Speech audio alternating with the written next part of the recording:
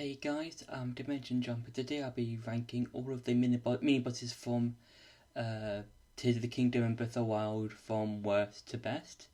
Now, when it comes to the mini bosses in Breath of the Wild and Tears of the Kingdom, they use some of the same ones. So like the Hinoxes, the Moldugas, Stone Taloses, and those are the ones that were used in Breath of the Wild.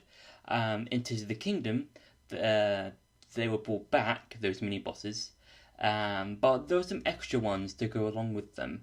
And in this video, I'm just going to be ranking those mini bosses from worst to best, in terms of how I feel about them, the design maybe, and how fun they are to fight off against.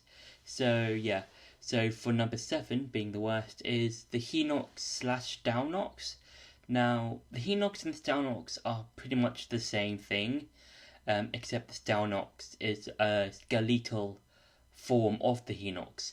And the reason why this is probably at the worst of my list is because it's pretty much copy paste, except a few key battle details that are different with both fights. The main difference is that the Downox will use part of its bone rib cage to fight it to use in the fight. But apart from that, it's pretty much the same fight. Apart from towards the end of the Downox fight, where the eyeball falls down and you have to hit that. That's probably one of my favourite parts of the fight, just having to hit the eyeball before the Downox puts it back into its skeleton head. But I'm not really a huge fan of it. To me, it feels too easy. It kind of, it just, I think it's mainly because you can just because of some of the areas you can find them in, you can just do a lot of really easy stuff. Like, I think the easiest one is like if you have a Valley scale and you've got a good enough bow, you can just keep shooting them in the eye, which is where the critical hit is. Yeah, and I do like the rewards you get from them. That being the different weapons, like the elemental weapons, the royal guard stuff, that kind of thing.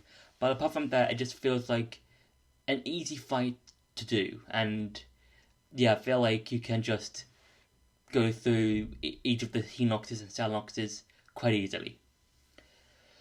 For number 6 is the Moldugas. Now, the Moldugas are an interesting bunch, I would say, because they are only found in one location, that being in Gerudo Desert. And I think they're quite interesting because they're basically land sharks or sand sharks. They're basically these giant shark-looking monsters, but they go through sand, and they mainly live in Gerudo Desert. What I like about them is that they're okay. I do like the design. It's an interesting design. I just feel like there could have been more of them, or the fact that there are only not that many to fight, because there are only about 4 or 5 of them in both Breath of the Wild and Tears of the Kingdom.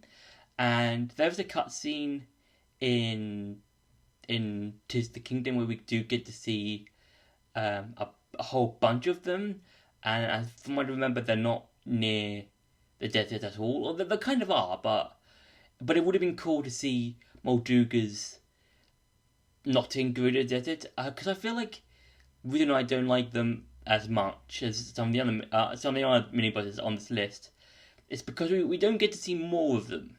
It would have been cool to see some more Moldugas in more of the chasm areas. Maybe there's one near the Forgotten Temple, or one, let's say, I don't know, somewhere in like a more chasmy area, as I said, like one near the Forgotten Temple, that are located there. For Molduga could have been nice, but yeah, the Moldugas, I feel like they're just limited. They're just limited in where they are placed, and they would have been cool to see more of them. But I do like the fight in terms of had to use like a bomb flower, the remote bomb, bomb arrow, that kind of thing, and yeah, in order to get them out of the sand. I do like that, and I do like just fighting them, but again, it feels like they're very, very limited. For number 5 is the frogs. Now, the frogs are interesting because they're kind of like a Hinox combined with a stone Talos and a Molduga. Like, think of those 3 bosses, but as one.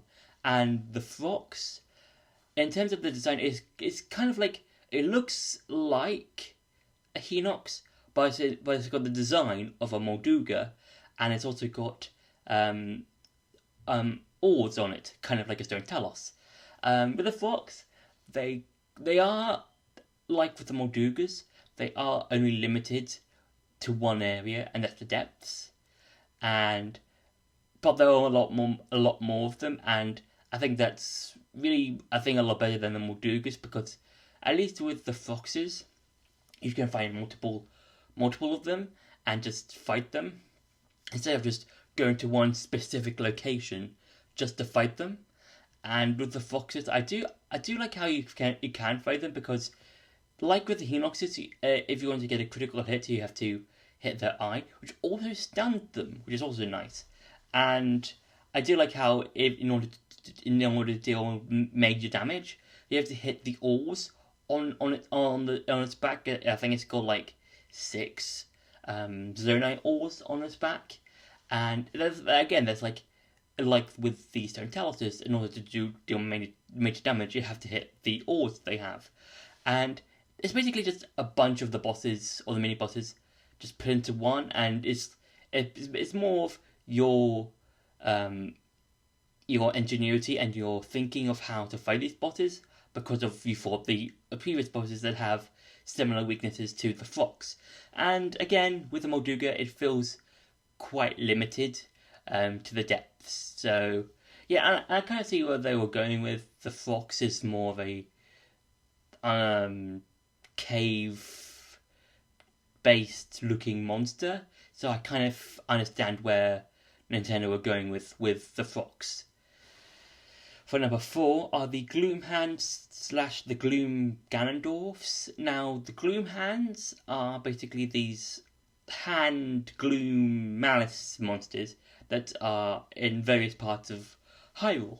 And at first, if you're playing the game for the very first time and you just bump into one, they'll catch you by surprise. They'll take you off your guard because you're not expecting Gloom Hands as well as the Gloom Ganondorf.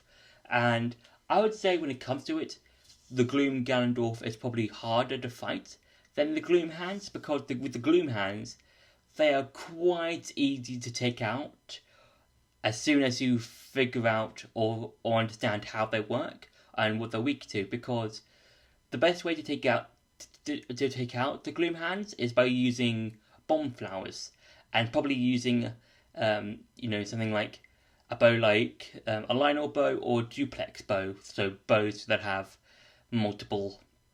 use multiple arrows. So using a duplex bow or a Lionel bow is probably the best way to go. And I think with the Gloom Ganondorf is a bit harder to fight, mainly because some of the areas that you're in are limited. I think the best one to talk about is the one in where the Deku Tree is, because that the area because the Lost Woods has a Gloom Ganondorf and hands underneath the tree, and in order to cure him, you have to fight there, and that room is so small, and it's very limited in where you can fight. So yeah, and the Gloom Ganondorf is very similar to the Puppet Ganondorf. When you go to Hyrule Castle, as soon as you have finished the main story, or not finished the main story, you have done a lot of the main story. So yeah.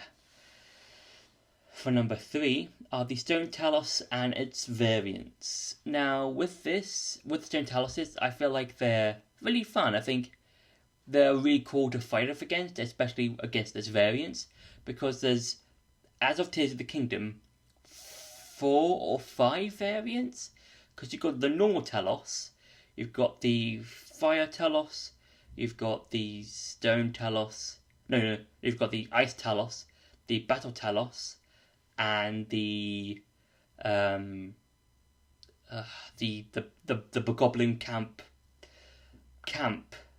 Telos, and they're all very fun. Oh, and I think there's also the Luminous Stone Teloses and the rare one, so about 6 or 7. But I do really like the Stone Teloses. I do like how it takes like the whole anything can attack you concept of like, oh, wouldn't it be crazy if a bunch of rocks attacked you? And that's really cool and interesting. And I do like how, even though they're the same fight, I do like how you do your own way of fighting them. So if you want to fight off against a Ice Telos, you can either use the retail armor with all level 2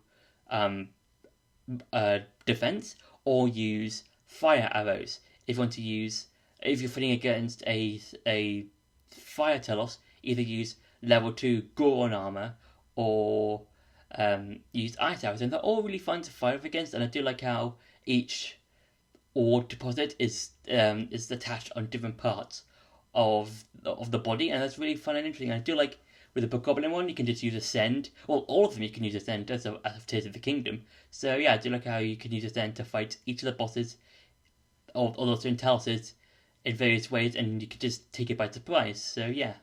For number 2 are the Flux Constructs.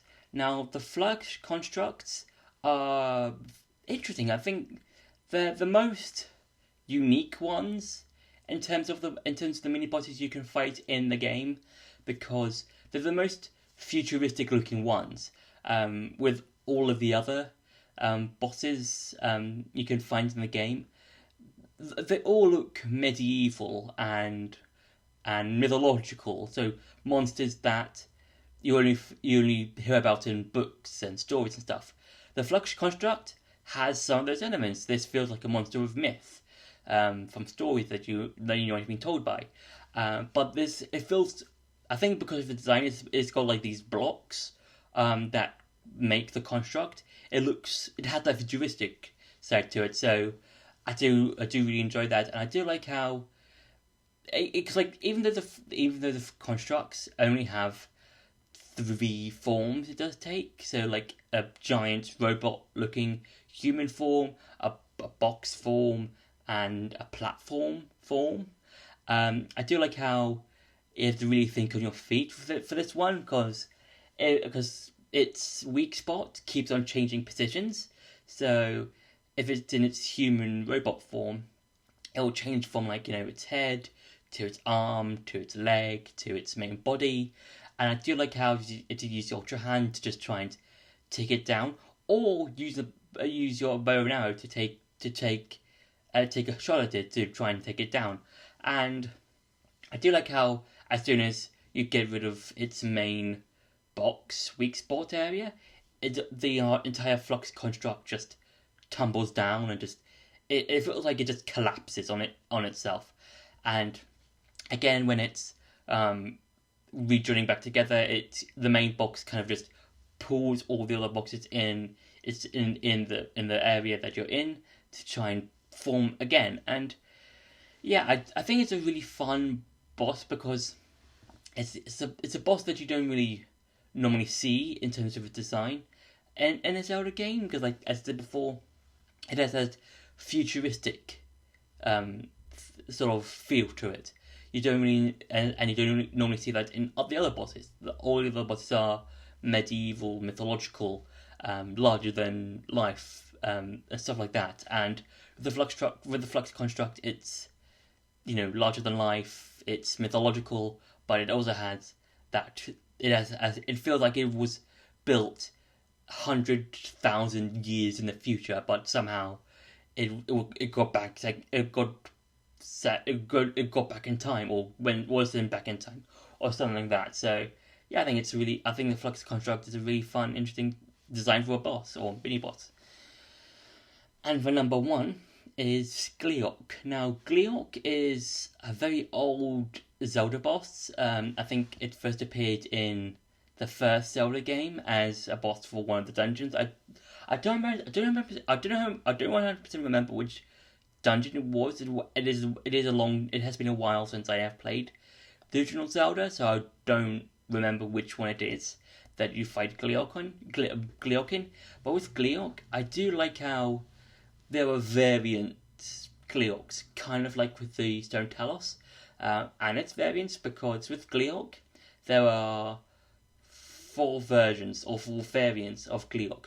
Because you've got Fire Gleok, an Electric Gleok, an Ice Gleok, and a King Gleok. Now, each of these Gleoks are tough to fight. They're like the hardest mini boss in the game, if I'm not including any of the main bosses you find in the main game.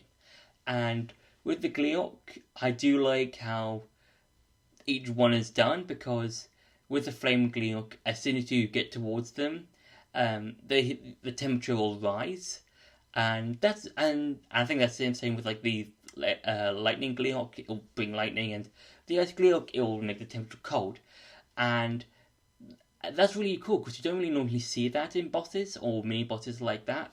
The only boss I can think of is in Breath of the Wild, when you fight Flame Blight Ganon, where but that takes place in a volcano.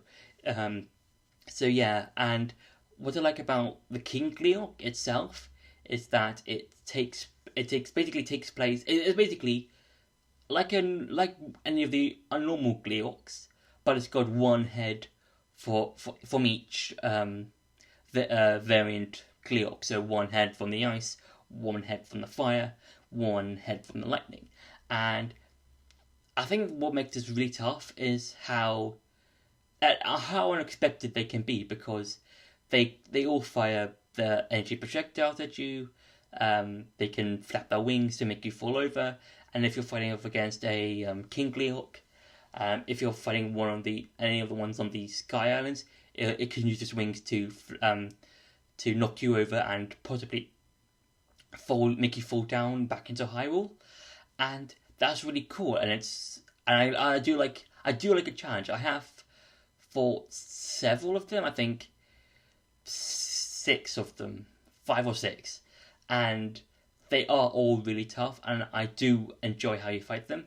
And the best way I've defeated them was having a Lionel bow, as well as having multiple Keys eyes, because the Keys eyes really do help it with this fight and make it a whole lot more easier, because they kind of home in on each of the heads. So that's really fun. So that's kind of my tip or my hint and tricks and tips of how to fight a Gleok, because I found out about either watching a video or something like that on how to fight the Gleok. So yeah, that's kind of how you would fight a Gleok. But overall, the Gleok is somewhat interesting. I do enjoy the whole dragon thing. I do hope it comes back in a future game, maybe. Maybe it can be a boss, or maybe it can just be another roaming mini boss to fight off against. So yeah, so that's been my rankings of the mini bosses from Tears of the Kingdom and Breath of the Wild. I hope you enjoyed this video. Don't forget to like, share, and subscribe, and I'll see you in the next video.